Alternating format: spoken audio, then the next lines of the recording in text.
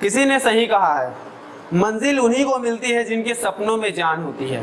मंजिल उन्हीं को मिलती है जिनकी सपनों में जान होती है। पंख से कुछ नहीं होता दोस्त, हौसलों की उड़ान होती है। So welcome to Life Tech Education powered by Hitech Motivation. एक नई शुरुआत में आप सभी का दिल से स्वागत करते हैं। हम लेकर आए हैं PYQ फिजिक्स क्लास 12 की। तो वीडियो को आगे बढ़ाते हुए मैं आपको एक छोटी सी बात बता दूं कि अगर एग्जाम में पास होना है तो रगड़ के तैयारी करनी पड़ती है। तो चलिए वीडियो शुरू करते हैं।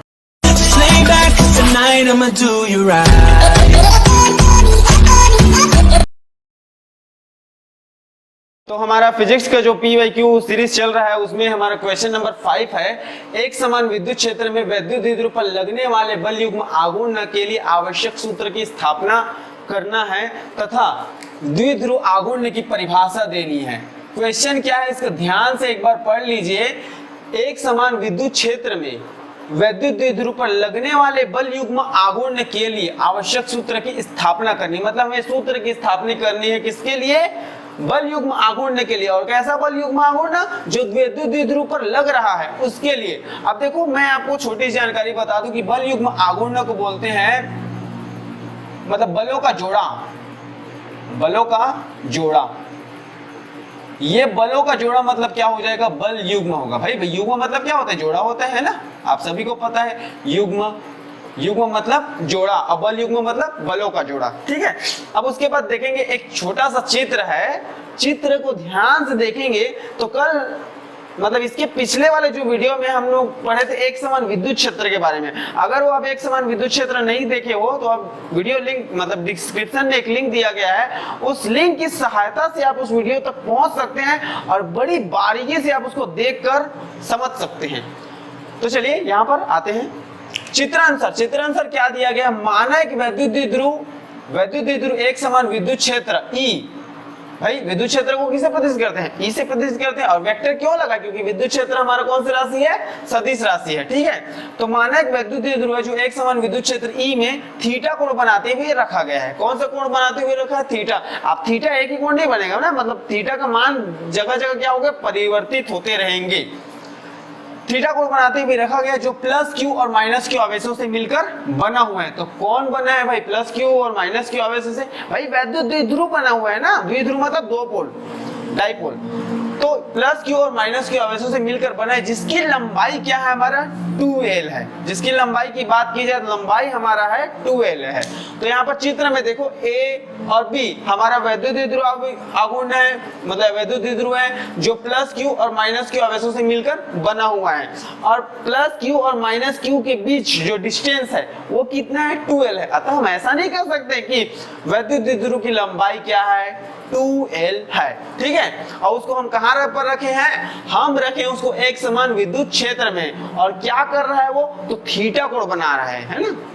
यहाँ पर साफ साफ लिखा गया है कि माना एक वैद्युत द्विध्रुव एक समान विद्युत क्षेत्र E में थीटा कोण बनाते हुए रखा गया है जो प्लस क्यू और माइनस क्यू आवेशों से मिलकर बना हुआ है जिसकी लंबाई क्या है? 2L है। अब क्या देखेंगे? विद्युत क्षेत्र E के कारण, भाई एक विद्युत क्षेत्र एक समान विद्युत, अब ये कुछ ना कुछ तो फोर्स लगाएगा ना। किस पर लगाएगा? उस वैद्युत द्विध्रुव पर लगाएगा, कुछ फोर्स लगाएगा। तो वहीं पर बोला गया है कि विद्युत क्षेत्र E के कारण प्लस क्यू आवेश पर एक बल QE काम करता है।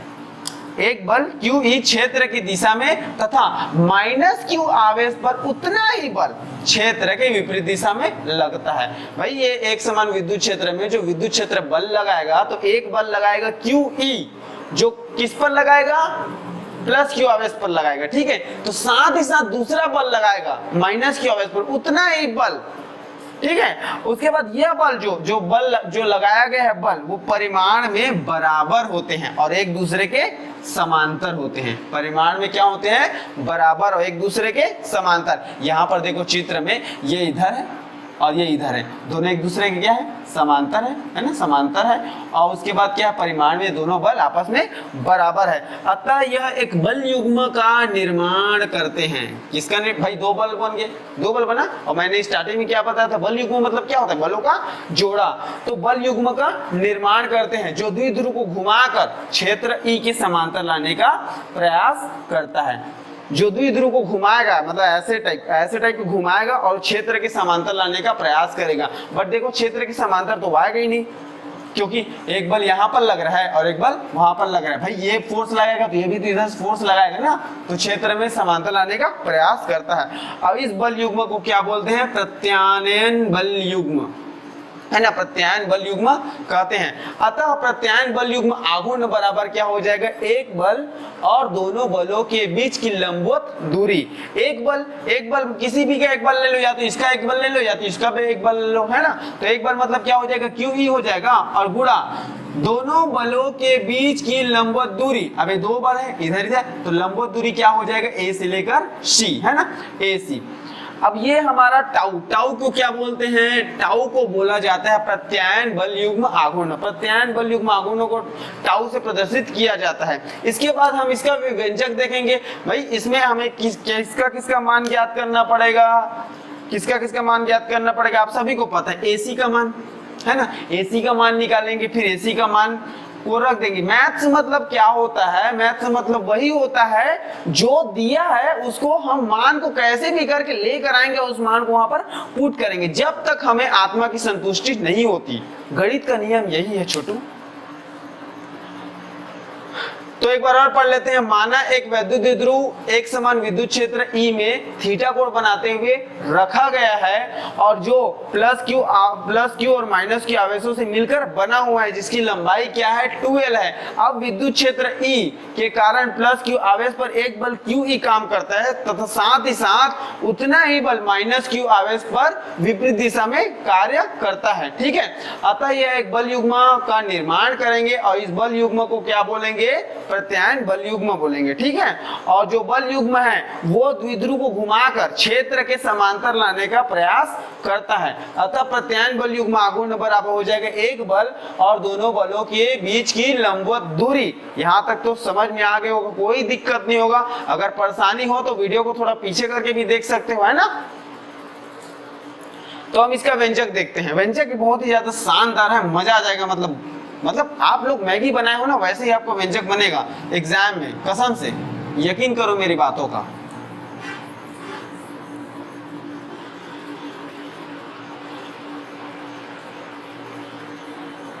मिटाने में बड़ा दिक्कत होता है, आपने भी मिटाया होगा, है ना। अब यहाँ पर चित्र में देखो, चित्र में क्या बन रहा है? देखो साफ में अंधे से भी पूछ दिया जाए ना कि क्या बन रहा है, तो अंधा तो बता नहीं पाएगा, लेकिन आप लोग बता देंगे क्या बन रहा है। बेटा एक त्रिभुज बन रहा है ना, तो चित्र में देखेंगे, चित्र में कौन सा त्रिभुज बन रहा है जी? त्रिभुज बन रहा है हमारा ABC, त्रिभुज ABC में। अब ABC में तो किसका मान ज्ञात करना है? AC का मान ज्ञात करना है। अब AC इसमें क्या है? लंब है ना।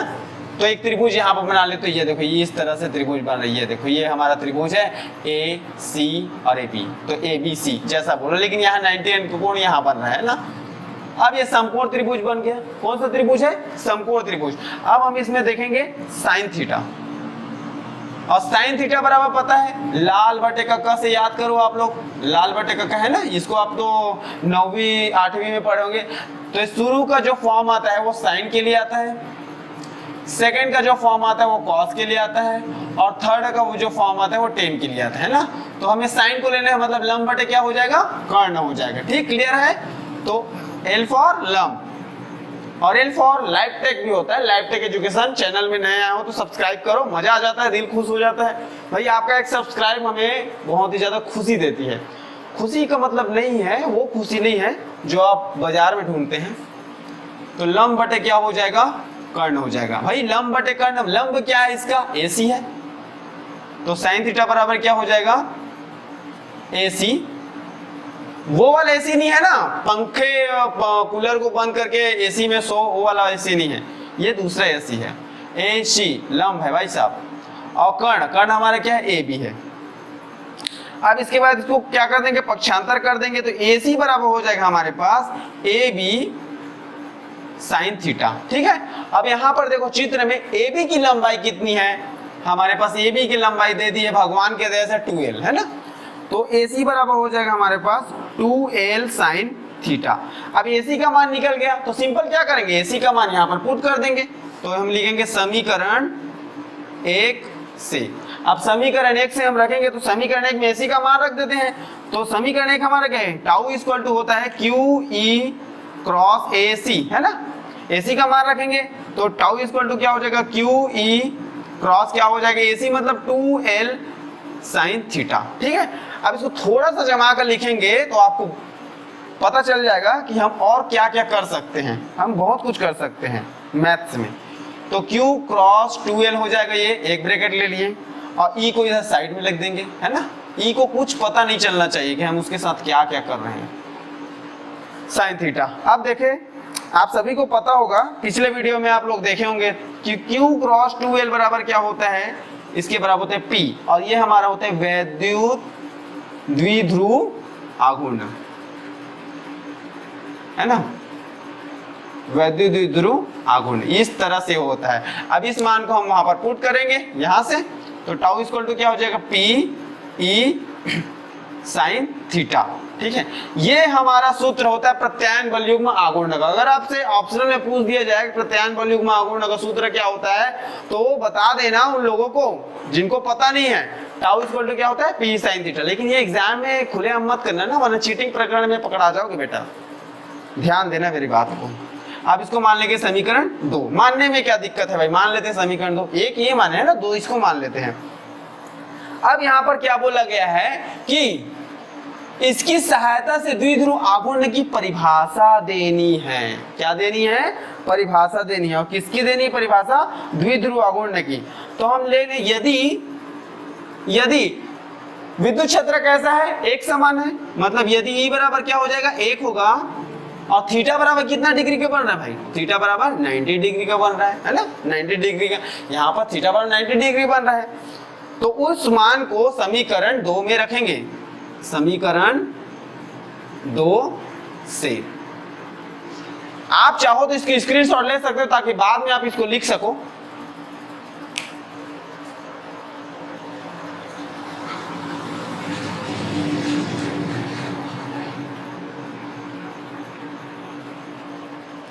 अभी यहाँ पे इस सब मान को समीकरण 2 में रखेंगे तो टाउ इक्वल टू क्या हो जाएगा, हमारे पास हो जाएगा P E के बराबर क्या रखे हैं, 1 रखे हैं, और साइन थीटा बराबर कितना डिग्री है, 90 डिग्री।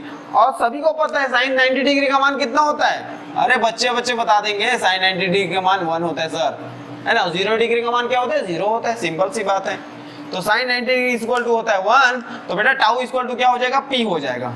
ठीक है, अब यहां से एक डेफिनेशन लिखेंगे, अतः किसी वैद्युत द्विध्रुव का द्विध्रुव आघूर्ण, यहां पर अतः किसी वैद्युत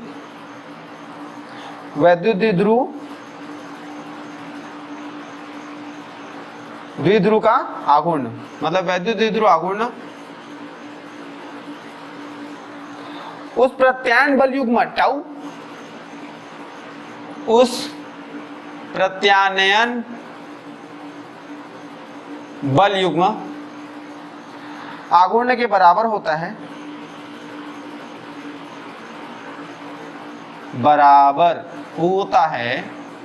देखो एग्जाम में साफ साफ लिख लेना, वरना वो नंबर काट देंगे, चेक कर लो। बराबर होता है जो, अच्छा है यहां पर लिख देंगे, जो वैद्युत द्विध्रुव पर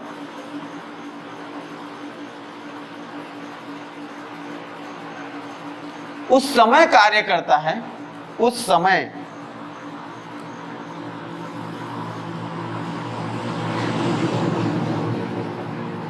करता है जबकि वैद्युत द्विध्रुव को एकांक तीव्रता की, जबकि वैद्युत द्विध्रुव को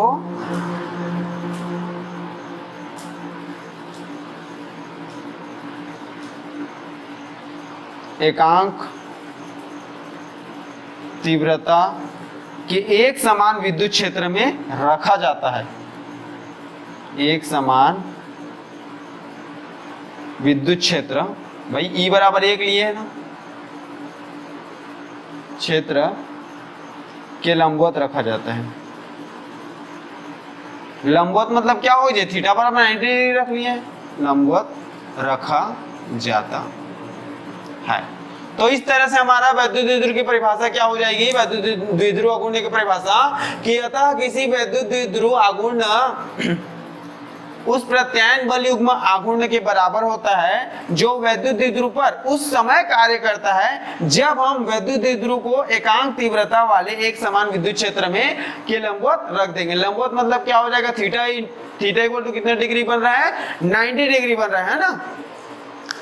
तो ये क्वेश्चन नंबर 5 था जो हमारा P बाई क्यू सीरीज चल रहा है ना, मतलब सीरीज आपको पता चल गया होगा, P बाई क्यू मतलब फिजिक्स का सीरीज लॉन्च हुआ है। तो फिजिक्स के जो सीरीज में ये 5वें नंबर का क्वेश्चन है। ऐसे हम और क्वेश्चन बताते हुए चलेंगे।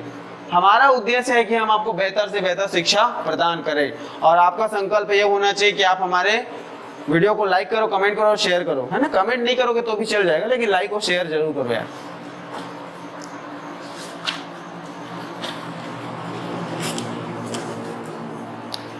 और ये वाला सूत्र याद रखना बेटा, Q tau equal to P से, मतलब ये वाला tau equal to P sine theta, है ना। ये एग्जाम में पूछे ना पूछे, लेकिन आगे जो सवाल बनाएंगे उसमें इसकी जरूरत पड़ेगी। आप चाहो तो इसको स्क्रीनशॉट ले लो एक बार फिर से।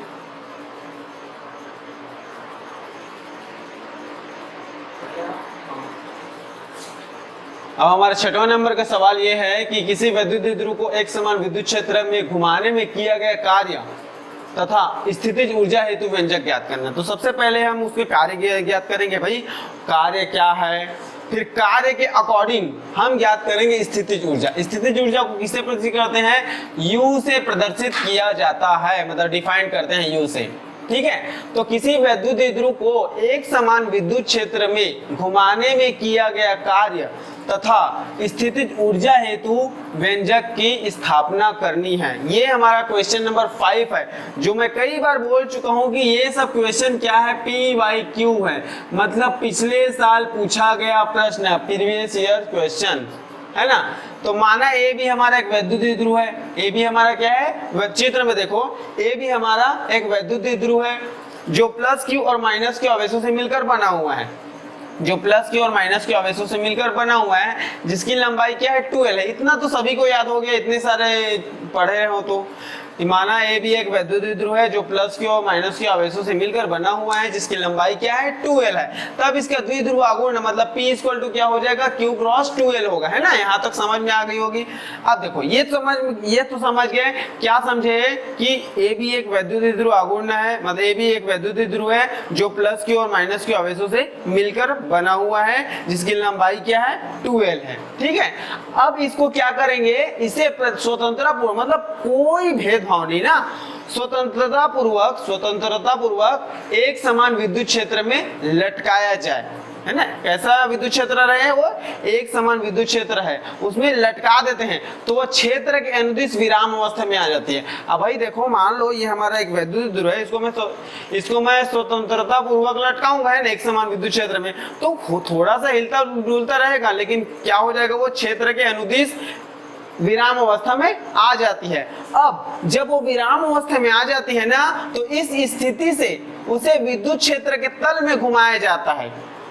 कहाँ घुमाएंगे, उसके तल में। अब देखो ये विराम अवस्था आ गई, अब इसको मैं थोड़ा सा और घुमा दूंगा, है ना। जब वो विराम अवस्था में आ जाएगी, उसके बाद क्या कहा, ध्यान से सुने ना, कि उस वैद्युत द्विध्रुव को हम स्वतंत्रता पूर्वक एक समान विद्युत क्षेत्र में लटका देते हैं। अब लटका दिए, मतलब लटकाने का मतलब ये नहीं फांसी वांसी नहीं देना है ना उसको, मतलब उसको लटकाना है खाली ऐसे रस्सी बांधकर।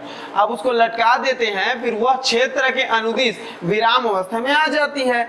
अब जब वो विराम अवस्था में आ जाती है, तब इस स्थिति में विद्युत क्षेत्र E के तल से घुमाया जाता है, मतलब विद्युत क्षेत्र के तल में घुमाया जाता है। तो कुछ कार्य करना पड़ता होता है, क्या करना होता है, कुछ कार्य करना पड़ेगा।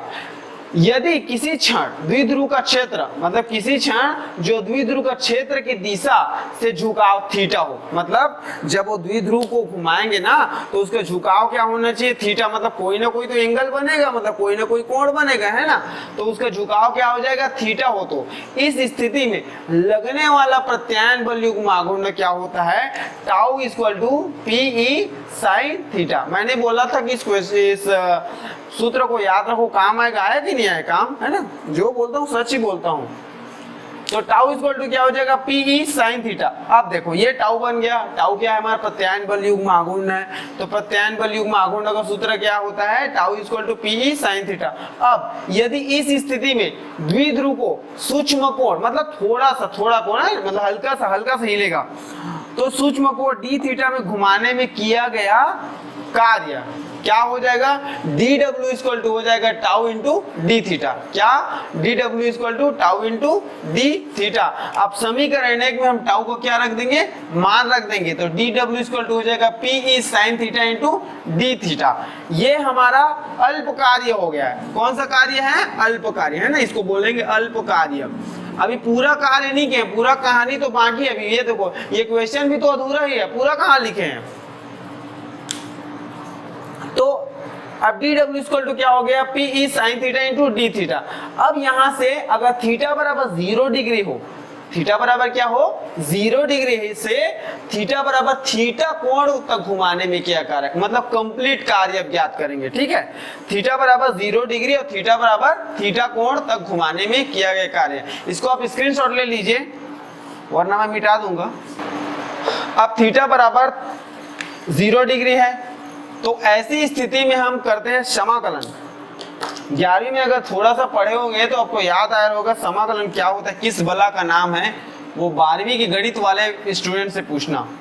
थीटा बराबर 0 डिग्री और थीटा बराबर थीटा तक घुमाने में किया गया कार्य क्या हो जाएगा, W हो जाएगा, और ये हो जाएगा हमारा dW। ठीक है, अब dW का मान रखेंगे, समीकरण 2 मान लो, इसको समीकरण 2 मान लो। ये हमारा ये जो है इसको समीकरण 2 मान लेते हैं। समीकरण 1 तो उसको मान लेते हैं, समीकरण 2 से तो W इक्वल टू बराबर हो जाएगा बंद समाकलन ये 0 से थीटा, dW का मान कितना है, PE sine theta into d theta. अब P ये जो है दिख रहा है, PE जो दिख रहा है वो कांस्टेंट है, वो बाहर निकल जाएगा। अब देखो समाकलन में ऐसे करते हैं ना, अब आप ऐसा मत बोल सर साइन थीटा को भी बाहर निकाल दो, वो भी तो नहीं, साइन थीटा नहीं होगा बेटा, उसका ना समाकलन होगा 0 से थीटा और ये हो जाएगा साइन थीटा डी थीटा, है ना। और आपको सूत्र पता है, 11वीं में पढ़े हो, समाकलन sine x d x equal to क्या होता है, माइनस कॉस एक्स। ठीक है, यही होता है ना, माइनस कॉस एक्स। तो क्या हो जाएगा हमारा माइनस, भाई यहाँ पर x है और यहाँ पर डी थीटा है, तो यहाँ पर क्या हो जाएगा माइनस कॉस थीटा। ठीक है, तो W बराबर हो जाएगा हमारे पास PE और ये होगा माइनस कॉस थीटा और ये 0 से थीटा। ठीक है, अब इस कंडीशन में हम माइनस को बाहर निकाल देंगे। क्या कर देंगे, माइनस को कॉमन ले लेंगे। माइनस को बाहर निकालो तो माइनस PE और ये हो गया हमारा कॉस थीटा और ये 0 से थीटा। इस कंडीशन में ये हमारा जो है वो है हमारा उच्च सीमा और ये हमारा है निम्न सीमा। तो यहाँ पर x है, इस तरह से सूत्र है, यहाँ पर निम्न सीमा है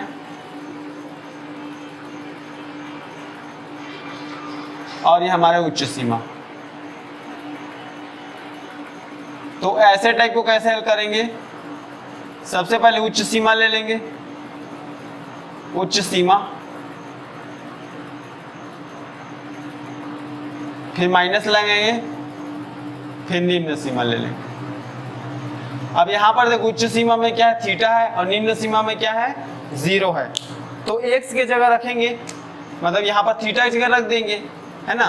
तो थीटा की जगह रखेंगे तो क्या होगा, W इक्वल टू होगा हमारे पास माइनस PE और उच्च सीमा को पहले लो, तो उच्च सीमा क्या है, कॉस थीटा हो जाएगा माइनस कॉस 0 डिग्री, है ना। अब cos 0 डिग्री का मान कितना होता है? 1 होता है कि नहीं होता है भाई? तो माइनस पी बराबर क्या हो जाएगा? cos theta minus 1। ठीक है, अब माइनस का गुणा करते हुए चलेंगे, ये माइनस को गुणा इधर करेंगे तो P minus cos theta plus 1। ठीक है, इसको जमा कर लिखेंगे तो क्या हो जाएगा? W बराबर हो जाएगा पी 1 माइनस cos थीटा। और ये जो हमारा है, ये क्या है? हमारा कार्य का सूत्र है, यही अभिष्ट कार्य है, यही अभिष्ट कार्य है। ठीक है, ये तो हमारा कार्य का सूत्र निकल गया, यहां से कार्य का व्यंजक निकल गया। अब कार्य का व्यंजक निकल गया, हमें और किसका व्यंजक ज्ञात करना है? स्थितिज ऊर्जा का। भाई स्थितिज ऊर्जा का व्यंजक, स्थितिज ऊर्जा का व्यंजक ज्ञात करेंगे। ठीक है, इसको स्क्रीनशॉट ले लीजिए। हम लोग कार्य के लिए तो सूत्र निकाल लिए थे, है ना? W इक्वल टू क्या था हमारे पास? फाइनल जो इक्वेशन निकला था। अब हम देखेंगे कि स्थितिज ऊर्जा के लिए हम व्यंजक स्थापित करेंगे। तो भाई सबसे पहले हम ये जान लें कि स्थितिज ऊर्जा होता क्या है, किस बला का नाम है स्थितिज ऊर्जा। तो वैद्युत ध्रुव को विद्युत क्षेत्र में मानक स्थिति से वर्तमान स्थिति तक घुमाने में किए गए कार्य को द्विध्रुव की स्थितिज ऊर्जा कहते हैं। क्या कि वैद्युत ध्रुव को एक समान विद्युत क्षेत्र में यदि मानक स्थिति से हम उसे वर्तमान स्थिति में घुमाएं तो जो कार्य करना पड़ेगा उसे हम बोलेंगे स्थितिज ऊर्जा। मतलब मानक स्थिति से वर्तमान स्थिति में घुमाने में किए गए कार्य को वैद्युत ध्रुव की स्थितिज ऊर्जा कही जाती है। मानक स्थिति को थीटा बराबर क्या ले लिया जाता है? π/2, जो कि क्या है? लंबवत है। भाई π/2 मतलब क्या हो जाएगा? 180/2 करो छोटू, क्या हो जाएगा? 90 होगा, और 90 अंश आ गया, मतलब 90 अंश क्या है? ये लंबवत है। तो मानक स्थिति को थीटा बराबर π/2 लिया जाता है, जो कि क्षेत्र के लंबवत होता है। इस प्रकार द्विध्रुव को मानक स्थिति से वर्तमान स्थिति में घुमाने में किए गए कार्य W इक्वल टू क्या हो जाएगा? समाकलन π/2 से थीटा और dW।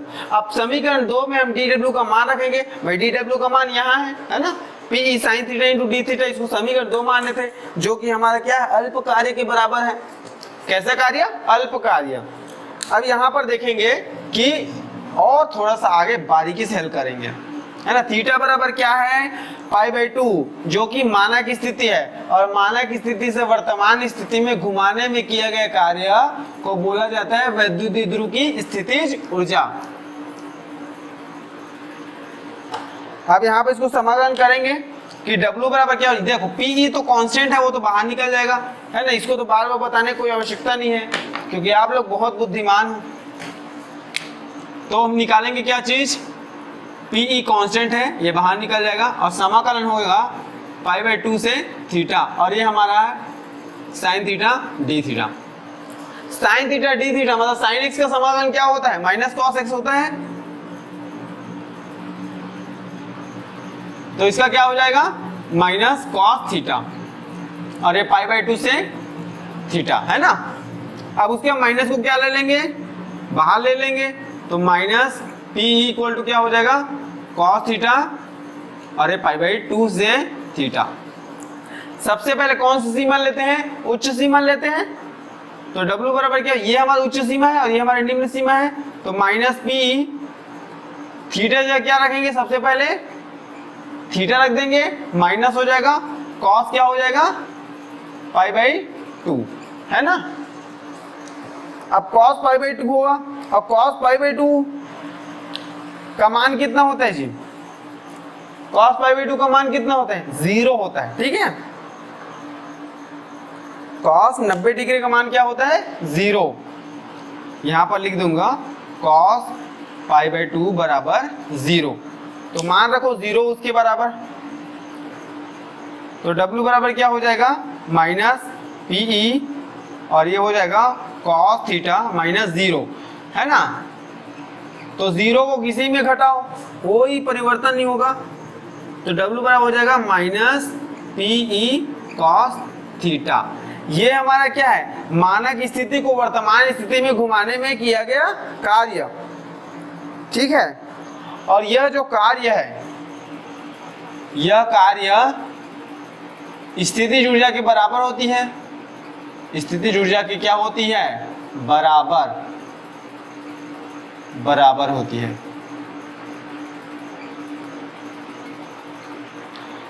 तो स्थितिज ऊर्जा U बराबर क्या हो जाएगा, माइनस PE cos थीटा। ये हमारा स्थितिज ऊर्जा है।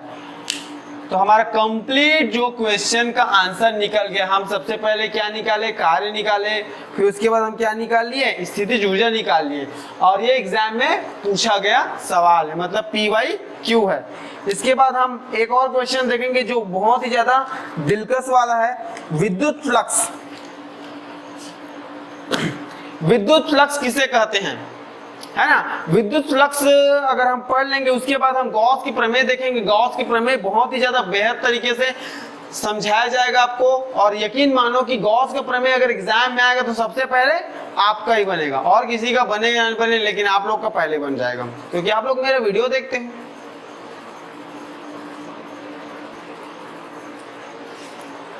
अब हमारा क्वेश्चन नंबर 7वां जो है वो है विद्युत फ्लक्स किसे कहते हैं, इसका मात्रक और विमीय सूत्र। देखो विद्युत फ्लक्स बहुत ही ज्यादा इंपॉर्टेंट है। देखो ये एग्जाम की दृष्टि से इंपॉर्टेंट तो है ही, लेकिन इसके अकॉर्डिंग हम बहुत सारे चीजों को हल करेंगे।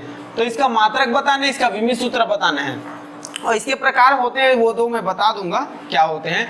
तो विद्युत फ्लक्स क्या होता है, विद्युत क्षेत्र में स्थित किसी क्षेत्रफल से अभिलंबित गुजरने वाली कुल बल रेखाओं की संख्या को विद्युत फ्लक्स कहते हैं।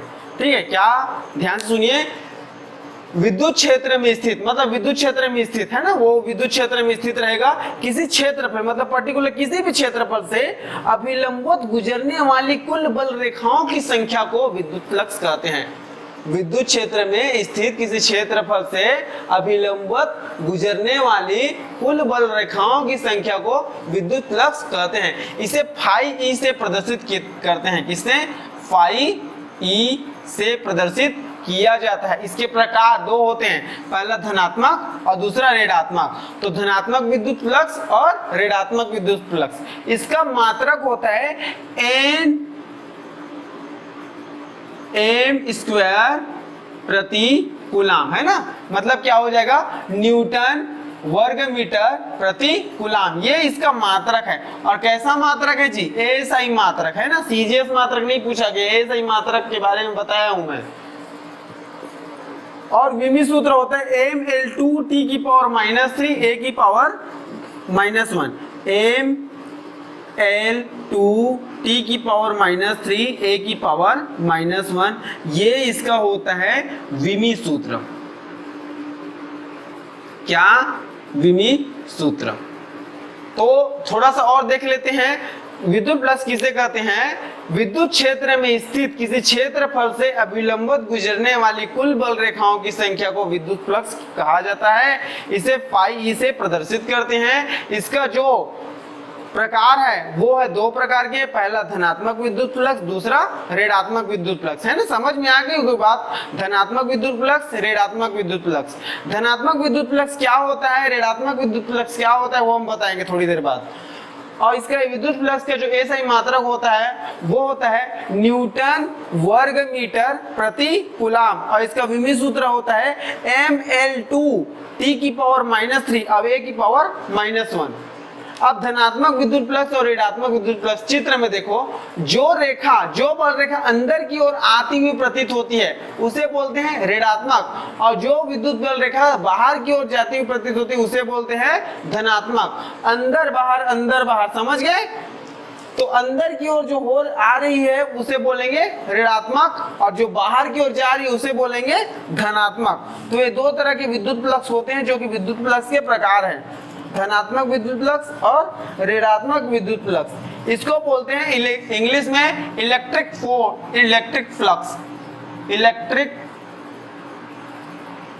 फ्लक्स, है ना।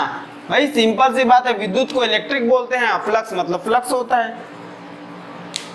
तो ये क्वेश्चन नंबर 7वां है ना, एग्जाम की दृष्टि से बहुत ही अहम है, क्योंकि ये पी बाई क्यू है। इसके अकॉर्डिंग हम गॉस का प्रमेय देखेंगे, और गॉस का प्रमेय क्या होता है मजा आ जाएगा जान के।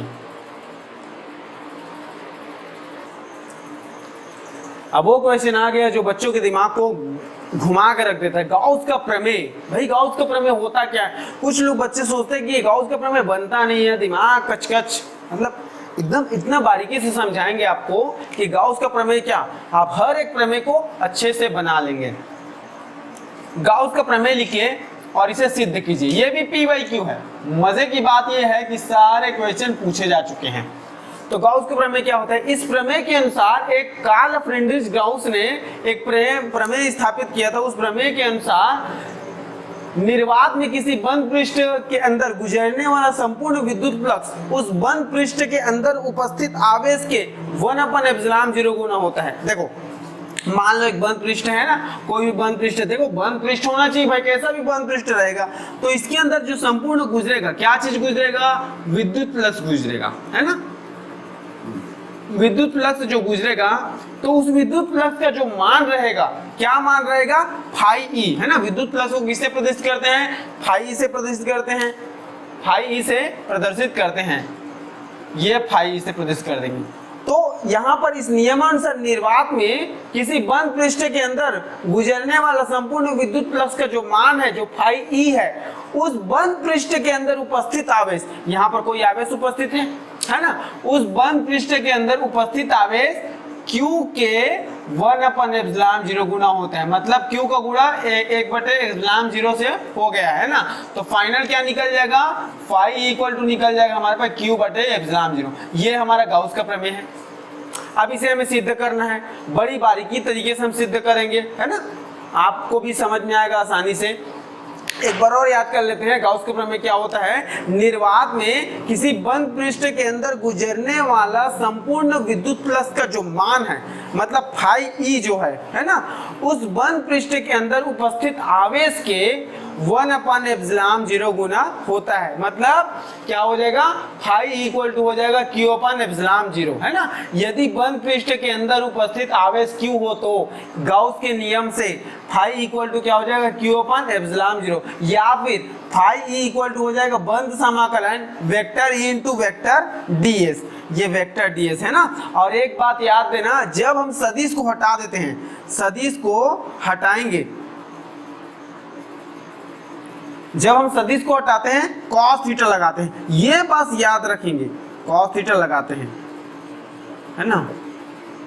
जब हम सदिश को हटा देंगे, यहाँ पर वेक्टर को हटाएंगे ना, तो हम cos थीटा लगाएंगे।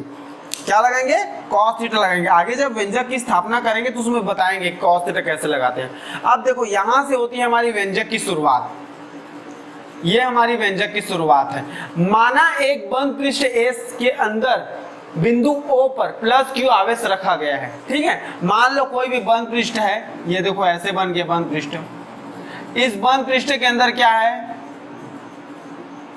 एक बिंदु O है, O पर कौन सा आवेश है? प्लस Q आवेश रखा गया है। माना एक बंद पृष्ठ S के अंदर बिंदु O पर प्लस Q आवेश रखा गया है। O से R दूरी पर, ये हमारा R दूरी पर एक बिंदु P है।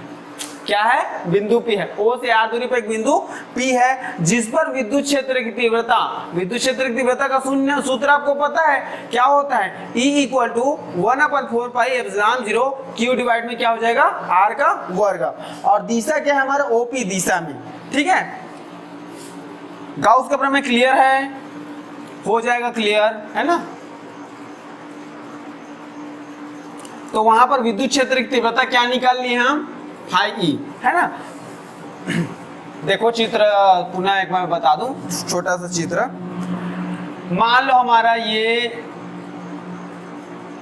एस हमारा एक बंद पृष्ठ है, इसके अंदर एक बिंदु O है, O पर प्लस Q आवेश रखा गया है। O से R दूरी पर एक बिंदु क्या है? P है। क्या है?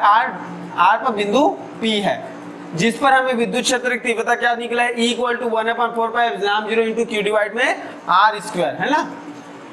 उसके बाद हम देखेंगे अब यदि बिंदु P को, अब क्या हो जाएगा? अब यदि बिंदु P को घेरे हुए अल्प पृष्ठ ds की कल्पना करें। घेरे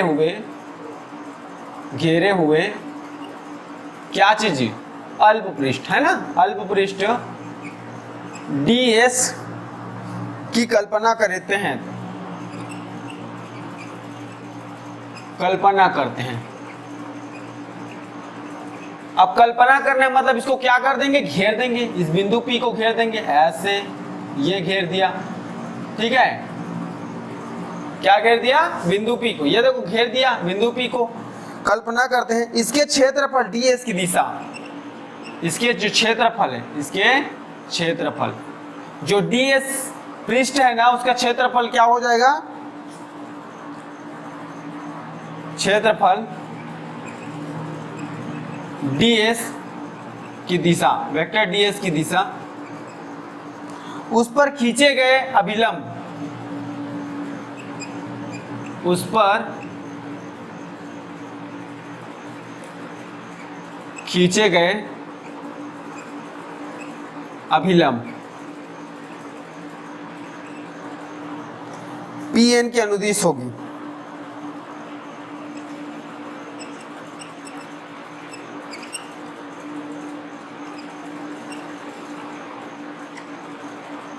ठीक है,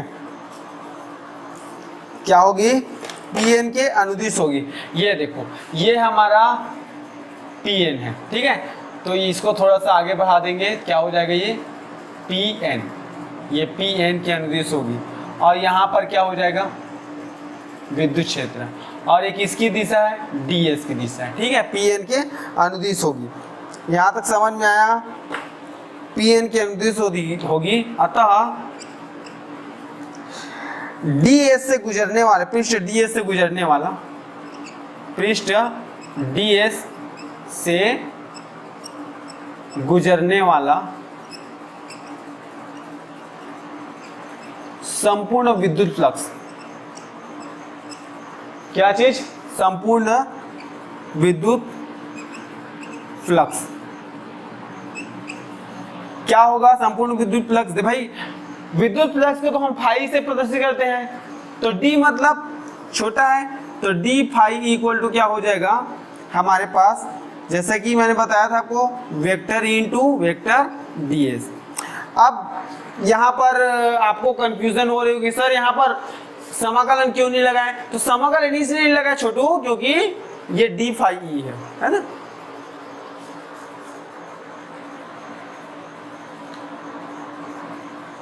अब यहां पर जैसे हम सदिश को हटाते हैं, क्या लगाते हैं जी? cos थीटा लगाते हैं। तो e into D S cos theta, जहां जो थीटा है वो क्षेत्र E और अल्प पृष्ठ, क्या?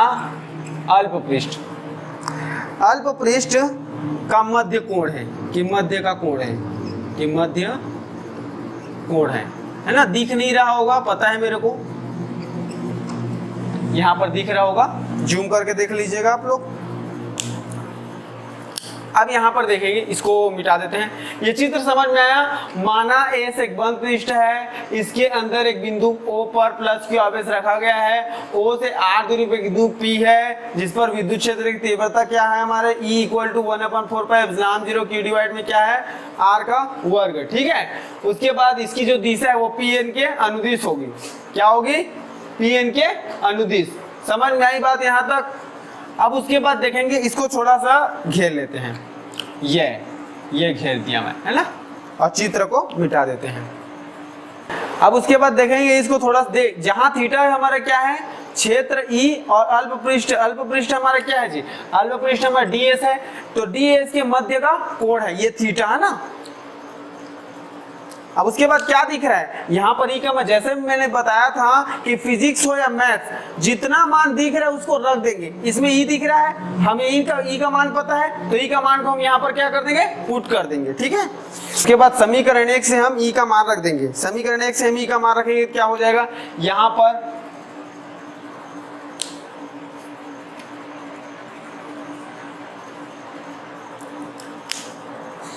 पर ई का मान रखना है ना, तो ई का मान यहां पर है, तो ई का मान रखेंगे तो समीकरण 1 से लिख देंगे। समीकरण 1 से क्या है हमारा, d phi E equal to क्या हो जाएगा, ई इंटू डी एस, और अच्छा ई का मान तो रखना है, तो ई का मान क्या है हमारा 1/4 पाई एप्सिलॉन 0 क्यू डिवाइड में आर का स्क्वायर, और डी एस कॉस थीटा ये है, ठीक, डी एस कॉस थीटा। अब इसको थोड़ा सा जमा कर लिख देंगे, डी फाई इक्वल टू क्या हो जाएगा हमारे पास, डी फाई इक्वल टू हो जाएगा, जमा कर लिखेंगे तो Q/4 पाई एप्सिलॉन 0, इसको ऐसे Q के साथ ले लेते क्योंकि आगे हम कुछ और करेंगे, क्योंकि डी ओमेगा यहाँ पर बन रहा है कोण, उसको बोलेंगे घन कोण, और घन कोण का मान क्या होता है, D S cos theta divide में आर स्क्वायर। तो Q/4 पाई एप्सिलॉन 0 इंटू क्या हो जाएगा हमारे पास, D S cos theta divide में आर स्क्वायर। चूंकि डी ओमेगा बराबर क्या होता है, D S cos theta divide में आर का वर्ग, मतलब डी ओमेगा बराबर क्या हो जाएगा, D S cos theta divide में आर स्क्वायर। इसको क्या बोलते हैं हम, इसको बोलते हैं घन कोण, घन कोण कहते हैं डी ओमेगा को, है ना, डी ओमेगा को घन कोण कहते हैं। अब इस मान को हम यहाँ पर पुट करेंगे तो क्या हो जाएगा, d phi E equal to हो जाएगा हमारे पास Q/4 पाई एप्सिलॉन 0 इंटू क्या हो जाएगा, डी ओमेगा होगा, है ना, यहां तक समझ में आ गई, डी ओमेगा, ये हमारा डी ओमेगा हो गया। इसको मान लेंगे समीकरण 2 मान लेंगे, क्योंकि एक तो मान चुके हैं हम, समीकरण 2। अब समीकरण 2 मान लिए हैं, अब इसके बाद अब क्या हो जाएगा, बंद पृष्ठ जो हमारा, ये देखो हमने अभी क्या किसका निकाला था, इस ds मतलब अल्प पृष्ठ के लिए निकाला था विद्युत फ्लक्स, है ना। अब पूरा पृष्ठ का बचा हुआ है, अब बंद पृष्ठ S से गुजरने वाला क्या चीज, संपूर्ण विद्युत फ्लक्स। अब देखो बंद पृष्ठ A से गुजरेगा, बंद पृष्ठ A से गुजरेगा पृष्ठ विद्युत फ्लक्स। अब यहां पर लगाएंगे हम समाकलन, डी फाई इक्वल टू क्या हो जाएगा, समाकलन बंद समाकलन, है ना, और ये हो जाएगा डी फाई ई। अब यहां पर डी फाई ई का मान रखेंगे, किसका मान रखेंगे, डी फाई का। आप चाहो तो स्क्रीनशॉट ले सकते हैं।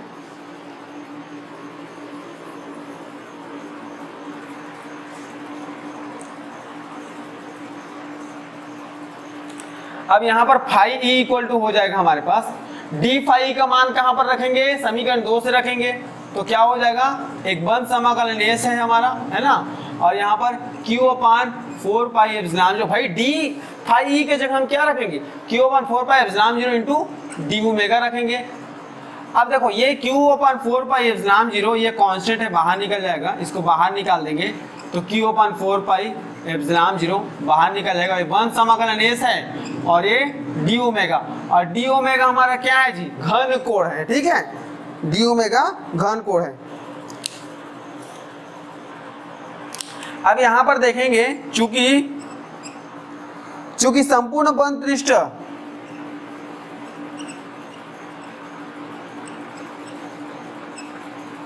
पृष्ठ एस के अंदर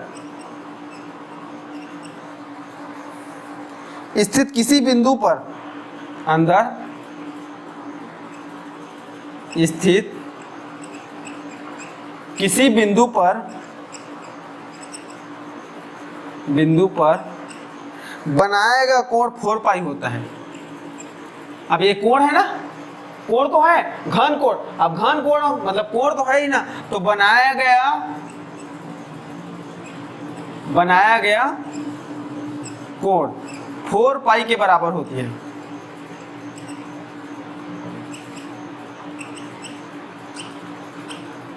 क्या होती है?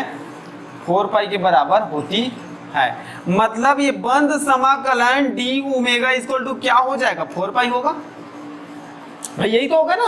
यहाँ पर साफ साफ क्या बोला गया है? क्योंकि संपूर्ण पृष्ठ एस के अंदर स्थित किसी भी बिंदु पर बनाया गया जो कोण होगा, मतलब किसी भी बिंदु पर बनेगा ना। अब ये बिंदु ओ ही तो है और वो पर तो रखा गया प्लस क्यू है ना, तो ओ से तो कोण बनेगा। यहाँ पर कोण बन रहा है घन कोण, तो वो जो घन कोण होगा वो 4 पाई के बराबर होगा। अब 4 पाई के बराबर होगा तो ये बंद समाकलन और डी ओमेगा इक्वल टू क्या हो जाएगा? 4 पाई होगा। अब इस मान को हम यहाँ पर पुट कर देंगे।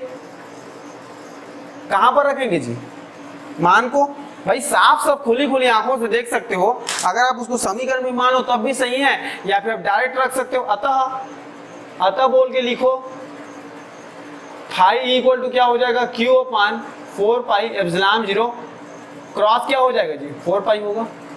भाई बंद समाकलन डी ओमेगा जो क्या रखे हैं? 4 पाई रखे, तो भाई क्रॉस 4 पाई मतलब गुणा हो रहा है। अब यहाँ पर देखेंगे ये 4 पाई और ये 4 पाई से कट जाएगा। 4 पाई से क्या हो जाएगा? कट जाएगा। अगर नहीं दिख रहा होगा तो इससे काट देते हैं।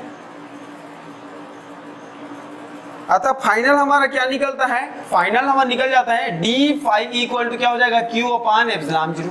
और यही तो गॉस का प्रमेय है। गाउस ने क्या बताया था? गाउस ने एक प्रमेय दिया था, उस प्रमेय के अनुसार हमें बताई इस बात की जानकारी हुई थी, किसी बंद पृष्ठ के अंदर गुजरने वाला संपूर्ण विद्युत फ्लक्स जो फाई ई होता है, उस बंद पृष्ठ के अंदर उपस्थित आवेश क्यू के 1 अपन एप्सिलॉन 0 गुना होता है। क्यू के 1 अपन एप्सिलॉन 0 गुना होता है। ये हमारा क्या है? यही गाउस प्रमेय है। या फिर ऐसे लिख सकते हैं यही अभीष्ट व्यंजक है। अभीष्ट व्यंजक है। देखो एग्जाम में ये गाउस का प्रमेय आ सकता है, इसको आप अच्छे से रीड कीजिए, अच्छे से तैयारी कीजिए इसको, क्योंकि गाउस प्रमेय से बहुत सारे व्यंजक ऑलरेडी बनाए जाते हैं, है ना। बहुत सारे व्यंजक बनते हैं। ये गाउस प्रमेय के अकॉर्डिंग बहुत सारे व्यंजक हम बनाएंगे। गाउस प्रमेय का अनुप्रयोग हो गया, बहुत सारी चीज हैं। अगर ये वीडियो अच्छी लगी होगी तो इस वीडियो को लाइक करें, कमेंट करें, शेयर करें और उन दोस्तों के साथ शेयर करना सीखिए जो दोस्त पढ़ाई में आगे बढ़ना चाहते हैं। भाई आप ऐसा करो, ये वीडियो हर उन बच्चों के साथ शेयर करो जो 12th की बोर्ड एग्जाम की तैयारी कर रहे हैं और उनका भी अच्छा से एग्जाम चला जाए, है ना। आशा करते हैं कि आपको ये वीडियो अच्छी लगी होगी। तब तक के लिए बी सेफ, बी अलर्ट। जय हिंद, वंदे मातरम। मिलते हैं किसी नए वीडियो में नई उमंग के साथ, नई उत्साह के साथ। तब तक के लिए अपना ख्याल रखिए। राधे कृष्णा, जय सिया राम।